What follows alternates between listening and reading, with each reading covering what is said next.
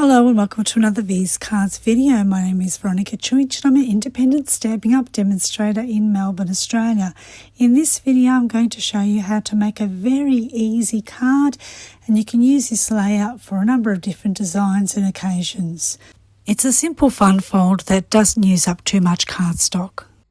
Here is a picture of the first version and a comparison of two different versions, and I'll be doing the second version down below. Here I'm showcasing the same layout with a bit of variations using different occasions. Okay, let's get started. The cards are short spined landscape cards and I'm cutting at 2 15/16, so that's one dot shy of 3 inches, and then I'm going to layer up some designer series paper, leaving a white frame. The piece that you've cut off is going to be in landscape design, so bear that in mind when you are cutting your pattern paper. Speaking of pattern paper, here are the two packs I used to craft this card, and one of the packs is actually a celebration freebie which coordinates with my punch. So when you purchase $90 worth of product, you can choose from a selection of wonderful free products. For free products of greater value, you'll need to spend $180 minimum. There's no limit to how much you can shop to receive celebration items. For instance, if you had a party and the party spend was $360 worth of products, then you are entitled to 4 celebration items, and you can choose more than one item twice. It is, however, limited, so once a celebration item is sold out, then they won't be replenished, so it's smart to get in early so you don't miss out.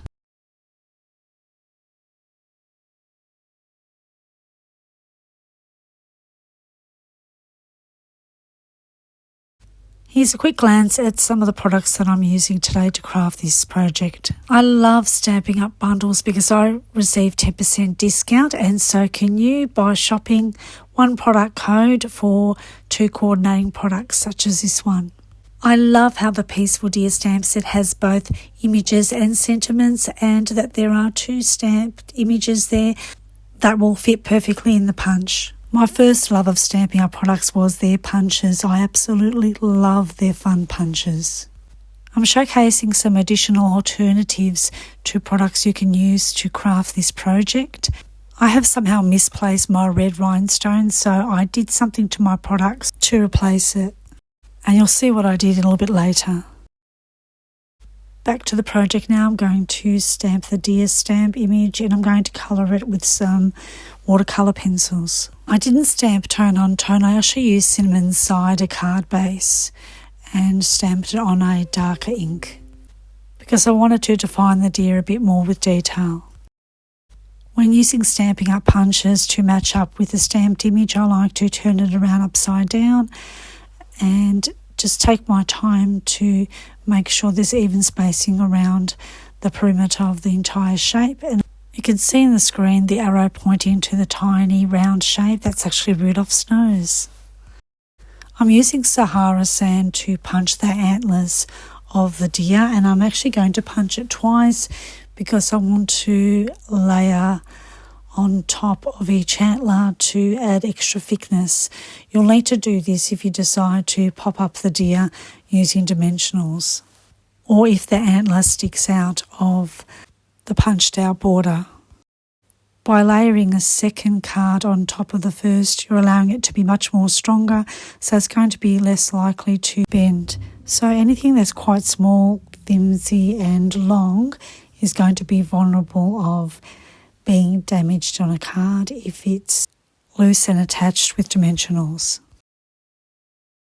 Thanks for your patience, by the way. I was meant to post this video Sunday morning, but I did have lots of technical issues on Saturday, so it just delayed the whole process. Initially, I wanted to post every 3 weeks on either a Saturday or Sunday morning and just get a feel for my time and how I was going with my videos.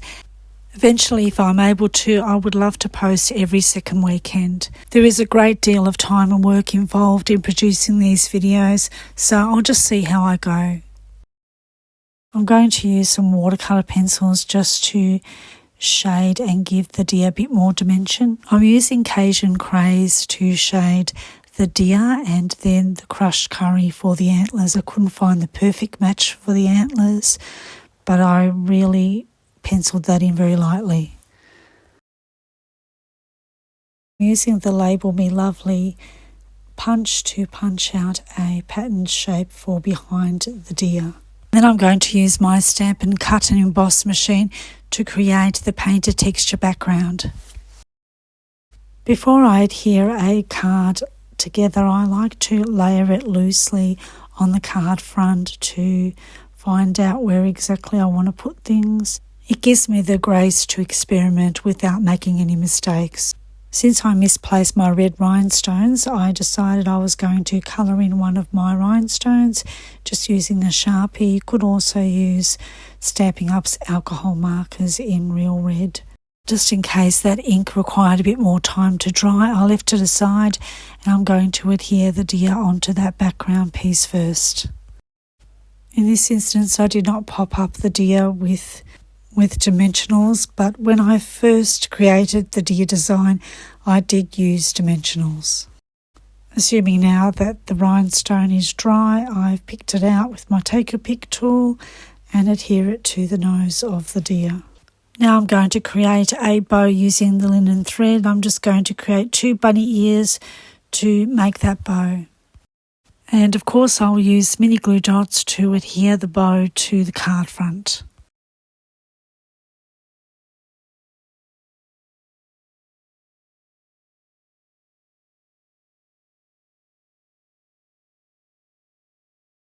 And I'm using dimensionals to pop up the background of the deer. I'm going to use the top and bottom since the bow is going to be on the side, so I don't want to block that bow, and just in case I'm going to want to put a label through there horizontally. You'll see what I mean as we progress with the video.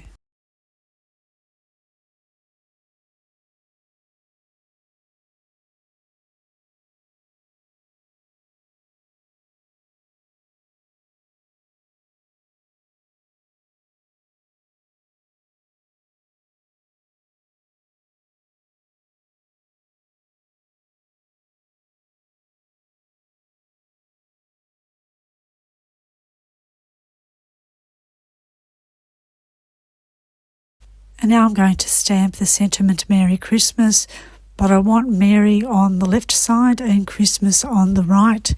So I'm going to have a bit of a play around to create the illusion that it's one strip. So I have a decent sized strip of basic white cardstock there. Probably is a bit too long. I did end up snipping quite a bit.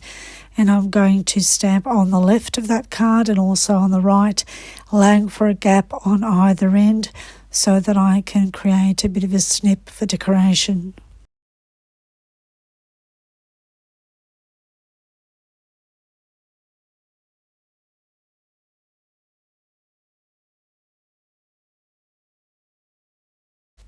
Earlier I mentioned I wanted to keep that horizontal part free so that I could slide in the sentiment if that's how I wanted to create the sentiment to look.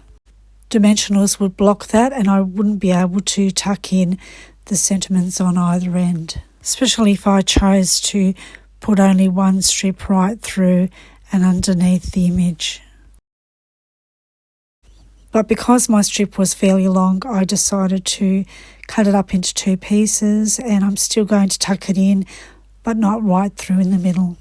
I'm using a wider strip of silver foil as a background to frame the sentiments, but later I changed my mind and I end up using a real red strip of cardstock to do so, and you'll see that in the end.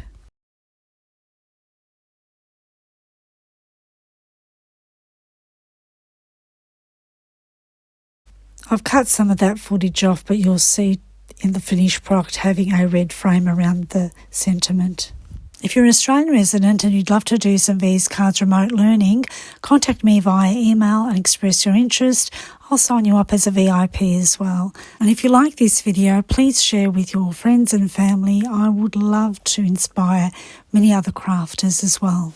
Thanks so much for watching. Happy crafting.